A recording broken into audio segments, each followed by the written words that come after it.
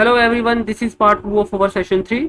Part 1 के अंदर हमने देखा था कि रिकॉर्ड क्रिएट कैसे होगा और उसके लिए हमने सारे स्टेप्स जो हमने फॉलो करने हैं उन स्टेप्स को हमने डिटेल में डिस्कस किया। इस सेशन के अंदर हम सेकंड ऑपरेशन को डिस्कस करेंगे विच इज़ व्यू ऑपरेशन, या जिसको हम रिट्रीव भी कहते हैं, जिसको हम फेच भी कहते हैं। यूजली जब हम क्रिएट का ऑपरेशन परफॉर्म करते हैं या इवन तो बाकी तीनों हमारे ऑपरेशन हैं which is create, edit and delete, तो ये ऑपरेशन बाय डिफॉल्ट हम एक सिंगल रिकॉर्ड के ऊपर परफॉर्म कर रहे होते हैं। जैसे कि आपने लास्ट टाइम देखा था कि हमने एक सिंगल रिकॉर्ड क्रिएट किया। अगर आप एडिट करेंगे तब भी यूजुअली आप एक सिंगल रिकॉर्ड एडिट कर रहे होंगे, और जब आप डिलीट करेंगे तो प्रेफरेबली आप एक सिंगल रिकॉर्ड को ही डिलीट कर रहे होंगे। बट जो रिट्रीव का ऑपरेशन होता है ये बहुत तरह से परफॉर्म हो सकता है।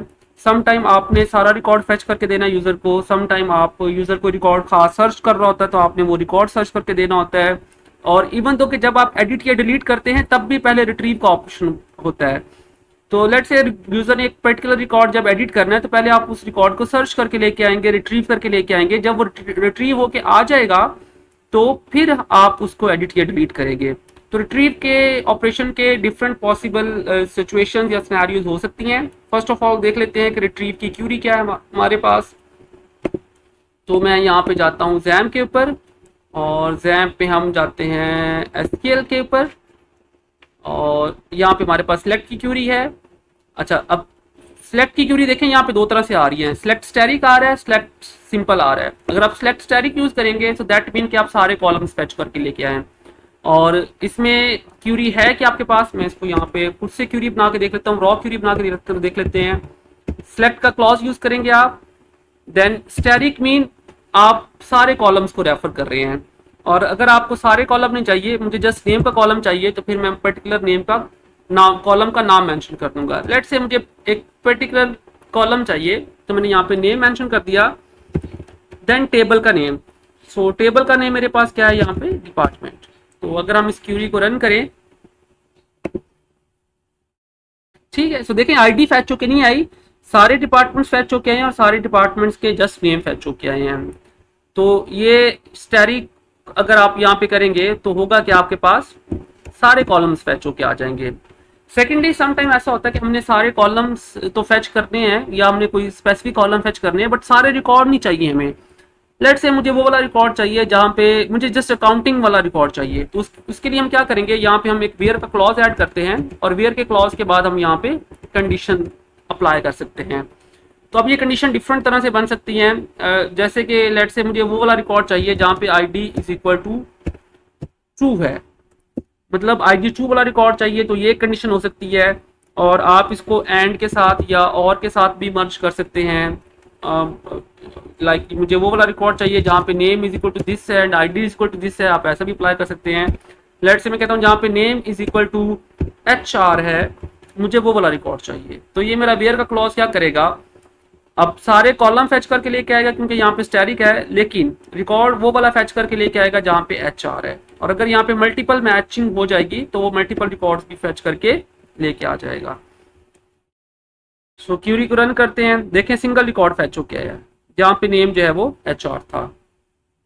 तो आपने सबसे पहले जाके इसकी क्यूरी को अच्छे से समझ लेना है कि इसमें वेयर क्लॉज क्या करता है, स्टैटिक पे पॉसिबल ऑप्शन क्या हो सकते हैं आपके, वेयर के क्लॉज में किस तरह से आप बार बार कंडीशंस चेंज कर सकते हैं, डिफरेंट कंडीशंस बना सकते हैं। आप एग्जैक्टली भी मैच कर सकते हैं और आप सब्स्टिट्यूट भी मैच कर सकते हैं। जैसे कि लेट से मैं कहता हूँ कि मेरे पास वो वाले रिकॉर्ड फैच होके आ जाएं जिनके अंदर EST एग्जिस्ट करता है, मतलब मैंने जहाँ पे EST बिल्कुल इक्वल नहीं है बट कहीं कहीं दरमियान में EST एग्जिस्ट करता है, तो उसके लिए भी लाइक की क्यूरी होती है। आप आई सजेस्ट कि आप इस वाले पोर्शन को खुद से कवर करें कि ये क्यूरीज क्या होती हैं पॉसिबली, और आप इन क्यूरीज को किस तरह से अप्लाई कर सकते हैं। और सर्च की क्यूरी को आप या सिलेक्ट की क्यूरी को बहुत तरह से अप्लाई किया जा सकता है। तो हम इस सेशन के अंदर सारे सिनेरियोज को कवर नहीं करेंगे। हम इस सेशन के अंदर पर्टिकुलरली ये देखेंगे कि हमने सारे रिकॉर्ड जो है वो सारे रिकॉर्ड रिट्रीव करके हमने इस टेबल के अंदर दिखाने हैं। मेरे पास एक जे टेबल क्रिएट है, जब मैं यहाँ पे व्यू पे क्लिक करूंगा तो सारे रिकॉर्ड जो है वो इस टेबल के अंदर आके रेंडर हो जाएं। तो उसके लिए हम सबसे पहले जाते हैं अपनी कोड सेक्शन के अंदर। तो मैं ये अपनी GUI को क्लोज कर देता हूँ और हम इक्लिप्स में जाते हैं।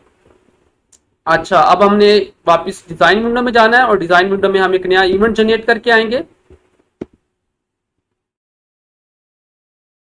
और ये इवेंट हमारे पास है व्यू का।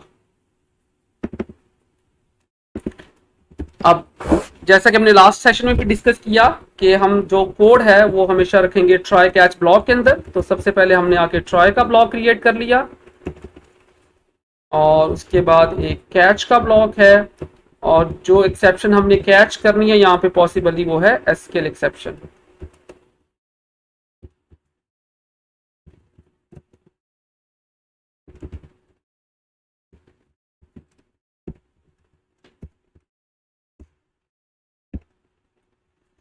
तो वो सारे स्टेप जो हमने पहले भी अप्लाई किए हैं डेटाबेस से रेलिवेंट, उन स्टेप्स को कुछ दोबारा से रिपीट करना पड़ेगा। जैसे सबसे पहले आपको क्या करना है, आपको कनेक्शन टाइप का ऑब्जेक्ट रिट्रीव करना है।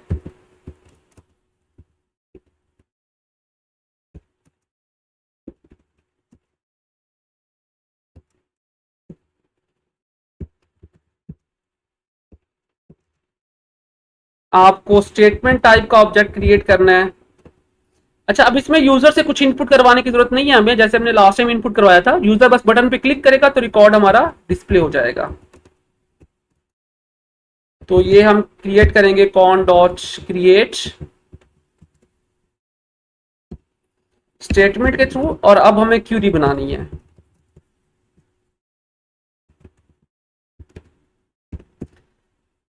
ये हमने पहले भी सारे वेरिएबल क्रिएट किए हैं, देखें यहाँ पे भी ये वेरिएबल क्रिएट हुए हुए हैं, लेकिन इनका स्कोप लोकल है। ये स्ट्राई और इस पर्टिकुलर इवेंट के अंदर क्रिएट हुए हुए हैं, तो यहाँ पे ये एक्सेसिबल नहीं होंगे। तो आप दोबारा वेरिएबल्स के नाम रिपीट कर सकते हैं क्योंकि उनका स्कोप चेंज हो चुका है। तो अब हमारी क्यूरी क्या है, सिलेक्ट स्टैटिक फ्रॉम, टेबल का नाम है, टेबल का नाम वेरीफाई कर लेते हैं, डिपार्टमेंट है, डिपार्टमेंट्स नहीं है, select static from department. All right, अब हमने इस क्यूरी को एग्जीक्यूट करना है। तो एग्जीक्यूट करने के लिए हम यूज करेंगे stmt डॉट, और हमारे पास इस stmt का मेथड है जिसको यूज करके हम क्यूरी को एग्जीक्यूट करेंगे। अब हमने अपडेट की क्यूरी एग्जीक्यूट नहीं करनी है, हमने जो क्यूरी एग्जीक्यूट करनी है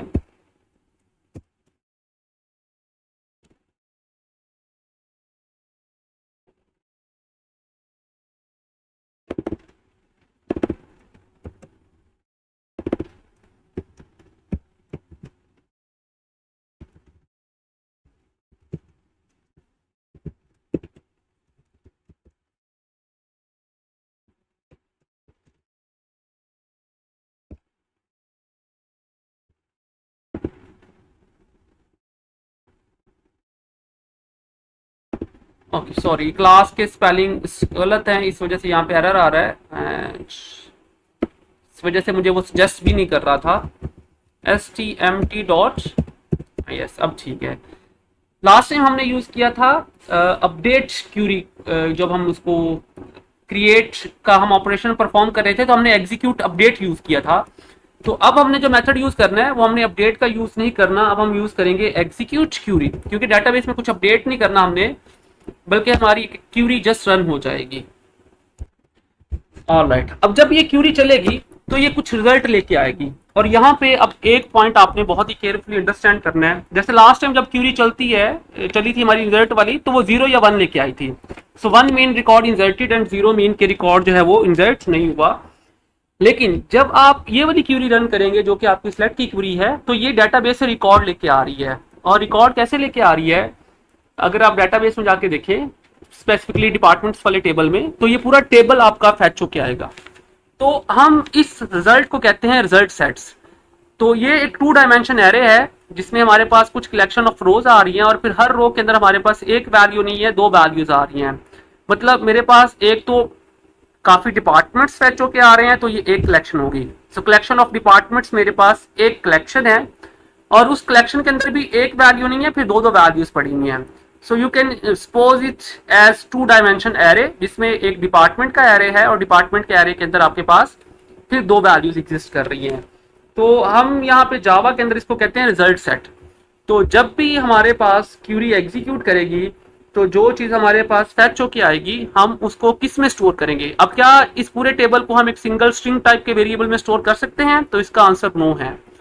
तो अगर आपने इस पूरे रिजल्ट को स्टोर करना है, तो आपके पास एक कलेक्शन टाइप का वेरिएबल है जिसको हम कहते हैं रिजल्ट सेट, और ये एक ऑब्जेक्ट बना लेंगे आप इसका। तो रिजल्ट सेट एक क्लास है, क्योंकि जावा में हर चीज एक क्लास ही होती है, ये बगैर रूप तो काम ही नहीं करती है। लेकिन ये रिजल्ट सेट क्या है, एक ऐसी क्लास है जो पूरे टेबल को स्टोर कर सकती है। तो पूरे टेबल को स्टोर करने के लिए पहले हम इसको इंपोर्ट भी कर लेते हैं। अब आप इमेजिन करें कि इस RS के अंदर आपका पूरा टेबल आया हुआ है, यानी इसके अंदर डिपार्टमेंट्स हैं, और फिर डिपार्टमेंट्स के अंदर आपके पास क्या है, डिपार्टमेंट्स के अंदर आपके पास डिफरेंट रोज हैं। अच्छा, अब इस रिजल्ट सेट्स को हमने कहाँ पे डिस्प्ले करवाना है, उसके लिए हम चलते हैं अपने डिजाइन व्यू के अंदर और हम अंडरस्टैंड करते हैं हमारे पास ये क्या चीज है और हम इसके अंदर चीजों को कैसे डिस्प्ले करवाएंगे। तो ये स्क्रॉल पैन है, और स्क्रॉल पैन के अंदर हमने क्या क्रिएट किया हुआ है, एक टेबल, और इस टेबल का नाम हम यहाँ पे कर लेते हैं डिपार्टमेंट टेबल, या फिर TBL डिपार्टमेंट कर देता हूं मैं इसका नाम। ठीक हो गया। सो इस TBL डिपार्टमेंट के अंदर मैंने वो सारी चीजें डिस्प्ले करवानी है जो कि मेरे पास RS के अंदर स्टोर पड़ी हुई हैं। तो अब इस TBL डिपार्टमेंट के अंदर वो डिस्प्ले करवाने के लिए सबसे पहले हमें यहाँ पे थोड़ा सा इस इंटरफेस के ऊपर काम करना पड़ेगा। हमें बताना पड़ेगा कि इस TBL डिपार्टमेंट के अंदर कितने कॉलम्स बनेंगे और हर कॉलम में क्या चीज आएगी। तो उसके लिए आप यहाँ पे जाएंगे, इस TBL डिपार्टमेंट को आपने सेलेक्ट करना है और आपने इसकी प्रॉपर्टीज में आना है, मॉडल्स के अंदर। मॉडल पे क्लिक करेंगे तो आपके पास यहाँ पे एक नई विंडो ओपन हो जाएगी, और यहाँ पे आपने उतने कॉलम इंसर्ट कर लेने हैं जितने कॉलम्स आपने यहाँ पे दिखाने हैं। तो लेट से मैंने यहाँ पे 2 कॉलम्स दिखाने हैं, एक ID का है और एक मेरे पास जो है वो डिपार्टमेंट का नेम है। लेट से मेरा पहला जो कॉलम है वो ID का है, तो मैंने इसका नाम ID रख दिया, ये कॉलम्स के नेम हो जाएंगे। और दूसरा कॉलम मेरे पास, सॉरी, ये ID है और एक मेरे पास जो है वो डिपार्टमेंट है।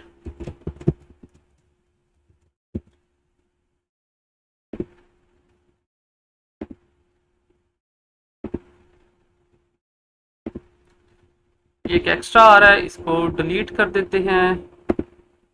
ठीक है, सो 2 काउंट है, 2 कॉलम्स बन जाएंगे। सो जब भी आपने टेबल के अंदर रिकॉर्ड दिखाना होगा, सबसे पहले आपको यहाँ पे आके मॉडल्स के अंदर आपको कॉलम सेट करने होंगे।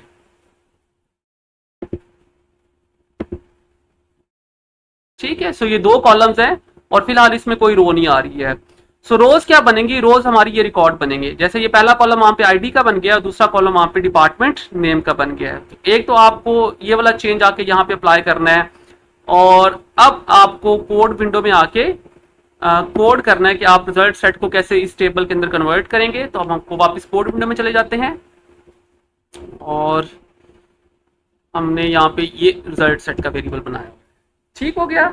अच्छा, अब हमने अभी ये जो मॉडल क्रिएट किया है, हम अपने टेबल डिपार्टमेंट को इस मॉडल के अंदर टाइप कास्ट करेंगे, और उसके लिए फिर दोबारा से हम यहाँ पे एक क्लास यूज करेंगे। हमारे पास एक डिफॉल्ट टेबल की क्लास है जो कि हमारी उस मॉडल की फील्ड्स को हमारी डेटाबेस की टेबल्स के रिकॉर्ड के साथ चेंज करेगी।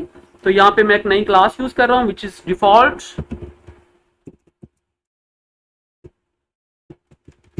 Table model. वो मॉडल जो हम अभी डिफाइन करके आए हैं, हम इसका एक ऑब्जेक्ट बना लेते हैं मॉडल के नाम से, और इसको हमने अपने वाला मॉडल असाइन करना है। सो हमारे पास TBL डिपार्टमेंट के नाम से टेबल है, और इसका मेथड हमारे पास है डॉट गेट मॉडल, जो इसके मॉडल्स को गेट कर लेगा। और ये यहाँ पे आया क्यों नहीं, इसको चेक कर लेते हैं। हमने टेबल का नाम क्या रखा था, यस, टेबल का नाम TBL डिपार्टमेंट ही है।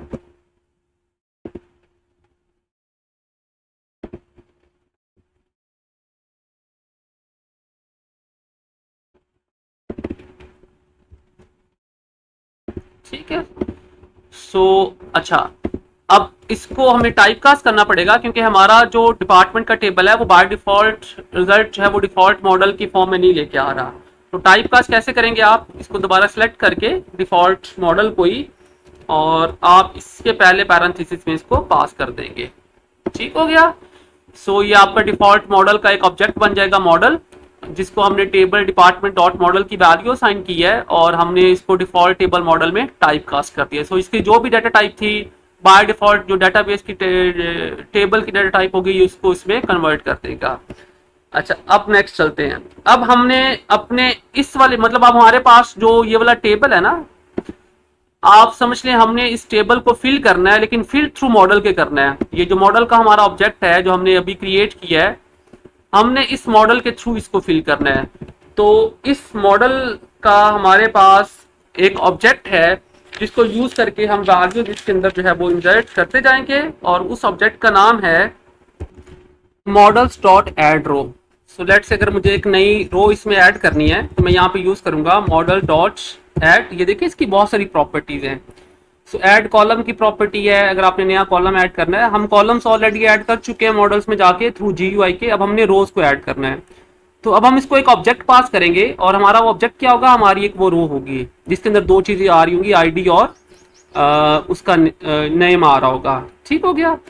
तो हम बेसिकली क्या करेंगे, इसी मॉडल्स के थ्रू हम नई रोज जो है वहां पे अपने जो हमारी टेबल वाली फील्ड्स हैं हम उनमें ऐड करते जाएंगे, जो हम अभी GUI में डिजाइन करके आए हैं। बट उससे पहले हमें क्या करना है, हमारे पास ये जो रिजल्ट सेट्स है ना, इसमें बहुत सारे ऑब्जेक्ट्स पड़े हुए हैं डिपार्टमेंट्स टाइप के। तो हमें सारे ऑब्जेक्ट्स को वन बाय वन करके फेच करना है, और फिर एक ऑब्जेक्ट को फेच करके हमने मॉडल की रो में ऐड करना है।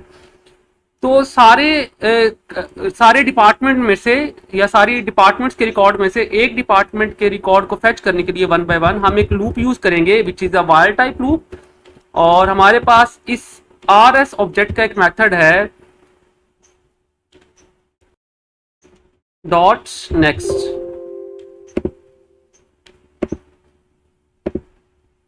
सो ये RS ऑब्जेक्ट का एक मेथड है नेक्स्ट के नाम से, जो क्या करेगा, वन बाय वन करके एक एक ऑब्जेक्ट को फेच करके लेके आएगा। तो ये RS का ऑब्जेक्ट रिजल्ट सेट से बना है हमें, और इसके अंदर बहुत सारे मेथड्स हैं, और एक मेथड नेक्स्ट का है जो क्या करता है, सारे ऑब्जेक्ट्स में से या सारी रोज में से एक एक रो को फेच करके लेके आता है। देखिए डेटाबेस के अंदर जो रिकॉर्ड पड़ा हुआ है ना, ये आपके ऑब्जेक्ट्स ही हैं अगर आपको इनको ऊप की नजर से देखें तो। जैसे लेट्स से आपके पास एक क्लास है डिपार्टमेंट के नाम से, और उसके अंदर दो प्रॉपर्टीज हैं, आईडी और नेम, और ये उसके ऑब्जेक्ट्स पड़े हुए हैं। ठीक है, तो आपने पहला ऑब्जेक्ट फेच किया, फिर दूसरा, फिर तीसरा, फिर चौथा। सो आपको यहाँ पे बने बनाए कुछ मेथड्स एंड प्रॉपर्टीज मिल रही हैं जिसको यूज करके आपने वैल्यूज को फेच करना है। अच्छा, अब RS डॉट नेक्स्ट क्या करेगा, एक पूरी रो फेच करके लेके आएगा। अब इस रो में से हमें दो चीजें मिल रही हैं। पहली चीज हमें इंटीजर में मिल रही है आईडी, और दूसरी चीज हमें स्ट्रिंग में मिल रही है डिपार्टमेंट का नेम। तो उन दो चीजों को पहले मैं निकाल के यहाँ पे लोकल वेरिएबल में स्टोर कर दूंगा, और फिर मॉडल की रो में ऐड कर दूंगा। तो अब आपने ये कैसे निकालनी है, बाय यूजिंग RS डॉट। ये देखें, ये आपके पास बहुत सारे मेथड्स हैं जिनको यूज करके आप डिफरेंट वैल्यूज को रिट्रीव कर सकते हैं। तो हम वैल्यूज गेट करने के लिए जो प्रॉपर्टी यूज करेंगे अपने इस RS ऑब्जेक्ट में से, वो है, अगर आपने इंटीजर टाइप की वैल्यू गेट करनी है तो आप यहाँ पे यूज करेंगे गेट इंट, और यहाँ पे आपने कॉलम का नेम बताना है। तो हमारे कॉलम का नेम क्या है डेटाबेस में, आईडी, और इसके लिए हम यूज करेंगे RS डॉट गेट स्ट्रिंग, और कॉलम का नेम भी नेम ही है। सही है। सो ये हमारे पास दो वैल्यूज जो है वो यहाँ पे रिट्रीव होके आ गई हैं। आपने कॉलम के नेम जो है, चूंकि ये वेरिएबल्स नहीं है, तो आपने इनको डबल कोट में पास करना है। All right. सो अब इन दोनों वैल्यूज को हमने एक ऑब्जेक्ट में कन्वर्ट करके हमने मॉडल में सेव करना है। तो हम यूज करेंगे यहाँ पे मॉडल डॉट एड रो, और यहाँ पे हमने दो चीजें बतानी है कि हमने क्या क्या पास करना है इसके अंदर। तो पहली चीज हमने बतानी है आईडी, और दूसरी चीज हमने बताना है नेम। तो ये हम करली ब्रैकेट्स के अंदर बताएं, इस मेथड के अंदर हम दो वैल्यूज बता देंगे। तो ये आईडी आ गई है, और ये हमारे पास ये हमारे पास नेम आ गया है। ठीक हो गया। अच्छा, अब ये जो ऐड रो है ना, एक्चुअली ये एक ऑब्जेक्ट एक्सपेक्ट करती है। तो हमने क्या किया, हमने RS में से RS कलेक्शन ऑफ ऑब्जेक्ट्स थी, तो हमने उनमें से एक ऑब्जेक्ट निकाला, और उस एक ऑब्जेक्ट को निकाल के हमने आईडी और नेम पास कर दिया इसको यहाँ पे। तो अब हमने इन दो वैल्यूज को एक ऑब्जेक्ट में कन्वर्ट करना है। तो अगर आप इन दो वैल्यूज को ऑब्जेक्ट में कन्वर्ट करना चाह रहे हैं तो आप यहाँ पे यूज करेंगे new object and this one. तो ये क्या करेगा, ये आईडी और नेम को एक ऑब्जेक्ट में कन्वर्ट करके रो में ऐड कर देगा। ठीक हो गया, दैट्स इट। ये हमारा फिलहाल इस लूप के अंदर बस यही स्टेटमेंट्स आएंगी। हाँ, अगर मेरे पास फील्ड ज्यादा होती तो फिर मैं यहाँ पे और वैल्यूज भी गेट करता और उनको मैं यहाँ पे आगे ऐड करता जाता। ऑब्जेक्ट का ओ जो है वो कैपिटल आएगा। ठीक हो गया। अच्छा, और एक आखिरी काम हमने ये करना है कि ये हमारा जो मॉडल है इसको फिल करने से पहले हमने इसका जो रो काउंट है वो 0 सेट कर देना है। सेट रोज काउंट 0, ताकि जब तक रिकॉर्ड फिल नहीं हो रहा उसमें कोई रिकॉर्ड जो है वो नजर ना आए। एंड जाते हुए हमने यहाँ पे कनेक्शन को क्लोज कर देना है। हमारा ये कोड यहाँ पे कंप्लीट हो गया। ठीक हो गया। सो हमने क्या किया, कनेक्शन स्टैब्लिश किया, स्टेटमेंट का ऑब्जेक्ट क्रिएट किया, क्यूरी बनाई, क्यूरी को एग्जीक्यूट किया। बट यहाँ पे प्रॉब्लम ये है कि क्यूरी एग्जीक्यूट होके टेबल का रिकॉर्ड लेके आ रही है। तो उसके लिए हमारे पास जावा में रिजल्ट सेट है। ये उसकी रिजल्ट सेट की पूरी डिस्क्रिप्शन भी दी हुई है कि ये टेबल डाटा को रिप्रेजेंट करने के लिए है। तो हमारे पास ये RS हो गया। बट अब हमारे पास जो फ्रंट एंड पे इंटरफेस है वो जे टेबल का है। सो जे टेबल जो है वो बाय डिफॉल्ट रिजल्ट RS को पॉपुलेट नहीं कर सकता। तो हमने दरमियान में एक और मॉडल यूज किया है जिसको हमने डिफॉल्ट टेबल मॉडल का नाम दिया है। और डिफॉल्ट टेबल मॉडल को हमने अपने जो टेबल वाला डिपार्टमेंट है उसका ऑब्जेक्ट बना के गेट मॉडल के थ्रू उसका मॉडल असाइन कर दिया। तो ये एक डिफॉल्ट टेबल का मॉडल आ गया और एक ये हमारे टेबल का मॉडल आ गया। सो डिफॉल्ट टेबल मॉडल को हमने हमारे वाले टेबल का मॉडल असाइन कर दिया ताकि वो हमारे वाले डिफॉल्ट टेबल वाले मॉडल को फिल कर सके। अब अगला काम इस मॉडल ने करना है। तो मॉडल का हमने सेट रो काउंट स्टार्ट में 0 कर दिया और अब हमने इस मॉडल के अंदर नई रो ऐड करनी है by using add new row. और इस ऐड न्यू रो को हमने बताना है कि क्या चीज बाहर रो में ऐड करेगा। तो ये वाली वैल्यूज गेट करने के लिए हमने दोबारा से RS को यूज किया और हमने RS के ऊपर एक लूप लगाई है। और ये लूप तब तक चलती रहेगी जब तक कोई रो एग्जिस्ट करेगी। तो लाइक ये पहली दफा में पहली रो फैच करके लेके आएगी, फिर second time second row, third time में थर्ड रो, और ये हर रो को मॉडल में ऐड करती जाएगी। और यहाँ तक ये हमारा कोड कंप्लीट हो गया। दोबारा से इसको रन करके देखते हैं। अब यहाँ पे व्यू पे क्लिक करते हैं तो देखा हमारे पास ये जो टेबल है ये पॉपुलेट होके यहाँ पे आ रहा है। अच्छा, अभी इसका इंटरफेस ठीक नहीं आ रहा, हम इसको ठीक कर लेते हैं। सो बाय डिफॉल्ट क्या होना चाहिए था, हमारे पास टॉप पे यहाँ पे वो कॉलम्स के नेम भी आने चाहिए थे जो कि नहीं आ रहे। सो लेट्स मी चेक कि हम इसको कहाँ से क्या चीज मिस कर रहे हैं। तो द इश्यू इज के हमारा जो इक्लिप्स है ना उसने यहाँ पे जब TBL डिपार्टमेंट का ऑब्जेक्ट क्रिएट किया है तो उसने हेडर व्यू गलत सेट किया है। तो यहाँ पे अगर आपके पास ये ऑप्शन बाय डिफॉल्ट ठीक आ रहा है तो आपको चेंज करने की जरूरत नहीं है। But some time window builder जो है वो वियर्डली बिहेव करता है। तो आपने इसको सेट कॉलम हेडर व्यू को चेंज कर देना है सेट व्यू पोर्ट व्यू के साथ। तो इससे क्या होगा, जैसे ही आप डिजाइन व्यू में आएंगे तो आपके पास ये कॉलम्स बन जाएंगे इस तरह से। तो दोबारा से प्रोजेक्ट को रन करते हैं और व्यू पे क्लिक करते हैं तो देखें अब ये प्रॉपर टेबल स्ट्रक्चर बन के आ रहा है हमारे पास। ठीक हो गया। अच्छा, अब देखें यही फॉर्म क्रिएट के लिए यूज कर रहे हैं हम। तो लेट से मैंने एक नया डिपार्टमेंट क्रिएट किया और उस डिपार्टमेंट का जो नाम है वो मेरे पास है टेस्ट डिपार्टमेंट। लेट से अब हमने क्रिएट किया, डिपार्टमेंट ऐड हो गया, लेकिन यहाँ पे नजर नहीं आ रहा। तो दैट मीन अपेरेंटली ये लग रहा है कि शायद वो मैसेज तो आया लेकिन डिपार्टमेंट ऐड नहीं हुआ। क्योंकि देखें ये जो फंक्शन हमारा इस टेबल को पॉपुलेट करवा रहा है वो फंक्शन इस बटन के क्लिक होने पे एग्जीक्यूट कर रहा है, अदरवाइज वो एग्जीक्यूट नहीं कर रहा। सिमिलरली जब हम अपडेट करेंगे तब भी यहां से अपडेट करेंगे बट ये वाला चेंज हमें रिफ्लेक्ट होता नजर नहीं आ रहा होता। तो अब इसका सोल्यूशन क्या है, इसका सोल्यूशन ये है कि हम ऐसा करें, अगर वापिस कोड विंडो में जाएं और ये जितना भी हमारा कोड है ये जो हमने व्यू के अंदर लिखा हुआ है हम इस सारे कोड को यहाँ से कॉपी कर लें। मतलब यहाँ ट्राई से स्टार्ट करूं मैं और ये ट्राई आ गया और इसके बाद कैच वाला ब्लॉक भी उठा लेते हैं, ये कैच ब्लॉक आ गया और बाकी कोड छोड़ देते हैं। ठीक है। सो खाली इवेंट्स मैंने यहाँ पे छोड़ दिया, बाकी कोड कॉपी कर लिया और यहाँ पे हम ऐड करेंगे function call to render the departments.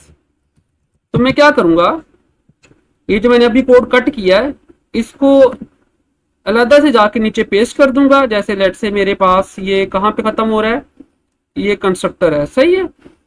तो ये कंस्ट्रक्टर की ब्रैकेट है, तो जहां पे कंस्ट्रक्टर एंड हो रहा है कंस्ट्रक्टर से बाहर और क्लास के अंदर, तो ये आखिरी ब्रैकेट क्लास की है और क्लास से पहले ये कंस्ट्रक्टर की ब्रैकेट है।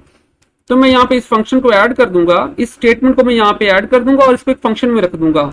तो हम फंक्शन कैसे क्रिएट करते हैं, आप एक पब्लिक या प्राइवेट कोई भी फंक्शन क्रिएट कर लें। लेट से मैं इस फंक्शन का नाम, इसको फंक्शन को एक्सेस स्पेसिफायर प्राइवेट कर देता हूँ। ये फंक्शन वॉइड रिटर्न करेगा और फंक्शन का जो नेम है वो है गेट्स डिपार्टमेंट्स, या फंक्शन का नेम है व्यू डिपार्टमेंट्स। और ये फंक्शन की स्टार्ट पैरेंथेसिस होगी और ये फंक्शन की क्लोज पैरेंथेसिस होगी। ठीक हो गया। मैंने बजाय इसके कि इस कोड को मैं कहीं उस इवेंट में रखूं, मैंने इसका अलग से फंक्शन बना दिया। अब हम इस फंक्शन को यहाँ से कॉपी करते हैं और इसको कॉल कर लेते हैं। ये देखिए, ये हमने यहाँ पे क्रिएट किया हुआ था, हमने यहाँ पे इसको फंक्शन को कॉल कर लिया व्यू डिपार्टमेंट्स के बाद। और सेम यही फंक्शन हम कॉल कर लेते हैं जब डिपार्टमेंट्स ऐड करते हैं। तो यहाँ पे डिपार्टमेंट ऐड किया हमने, टेक्स्ट बॉक्स को क्लियर किया और दोबारा से ये फंक्शन हमने यहाँ पे भी कॉल कर लिया। तो होगा क्या, हमारा वो जो कोड है वो बार बार उसको लिखने की जरूरत नहीं पड़ेगी, हम उसको रीयूज कर रहे हैं by using a function call. तो दोबारा से कोड को रन करते हैं। अब हम यहाँ पे कोई नया डिपार्टमेंट ऐड कर लेते हैं, जैसे कि डिपार्टमेंट ऐड किया मैंने test2 के नाम से और क्रिएट कर रहे हैं। डिपार्टमेंट ऐड हुआ और अब ये यहाँ पे test2 लिखा हुआ भी नजर आ रहा है। एक और डिपार्टमेंट ऐड किया test3 के नाम से, क्रिएट किया, डिपार्टमेंट ऐड हुआ, वो फंक्शन चला और यहाँ पे test3 भी ऐड हो गया। ठीक है। इसी तरह से जब हमारा फॉर्म पहली दफा लोड होता है, जैसे फॉर एग्जाम्पल यहाँ से मेन मेन्यू पे गया मैं और फिर डिपार्टमेंट्स पे आया, तो अब ये खाली पड़ा हुआ है, जैसा लग रहा है कि कोई डिपार्टमेंट है ही नहीं, जबकि हमने डिपार्टमेंट्स ऐड किए हुए हैं। तो हम इसी सेम फंक्शन को क्या कर सकते हैं, हम कंस्ट्रक्टर कॉल के ऊपर भी इसको एग्जीक्यूट कर सकते हैं कि जब बाकी चीजें सेट हो रही थी तो साथ में ये वाला फंक्शन भी कॉल हो जाए। तो उससे क्या होगा, जैसे ही पहली दफा हमारा ये पेज लोड होगा तो या पेज लोड का इवेंट भी होता है यहाँ पे। लेट्स से मैं मेन मेन्यू पे जाऊं और यहाँ पे इसको एग्जिट डिजाइन, तो आप फॉर्म लोड का इवेंट भी बना सकते हैं यहाँ पे ना। जैसे कि आप इस फॉर्म को सिलेक्ट करें, आप इवेंट्स पे आए तो यहाँ पे आपको या फॉर्म के ऊपर राइट क्लिक करके आप फॉर्म लोड का इवेंट जनरेट करें और फॉर्म लोड के इवेंट के ऊपर आप इसको रेंडर करते हैं, या इवेंट कंस्ट्रक्टर के अंदर भी अगर आप इसको प्लेस कर देंगे तो तब भी ये लोड हो जाएगा। तो यहाँ तक हमारा ये सेकंड सेशन भी जो है वो कंप्लीट हो गया और इसके अंदर हमने पूरा व्यू का ऑपरेशन देख लिया। इसके अंदर एक चीज जो थोड़ी डिफरेंट आई है वो ये है कि हमें एक तो हमारा ये जेव टेबल है, फिर एक हमारे पास डिफॉल्ट मॉडल टेबल है, हमें उनकी मैपिंग करवानी पड़ती है, और दूसरा जो डाटाबेस से रिकॉर्ड फेच होके आ रहा है वो रिजल्ट सेट में आएगा और रिजल्ट सेट के अंदर से आपको एक एक रिजल्ट को निकाल के उसको आपको इस मॉडल में एक रो के अंदर ऐड करना पड़ेगा। ठीक हो गया। ये हमारे दोनों ऑपरेशन यहाँ तक कंप्लीट हो गए हैं। अब जो नेक्स्ट ऑपरेशन है हम उनको नेक्स्ट वीडियोस के अंदर कवर कर लेंगे।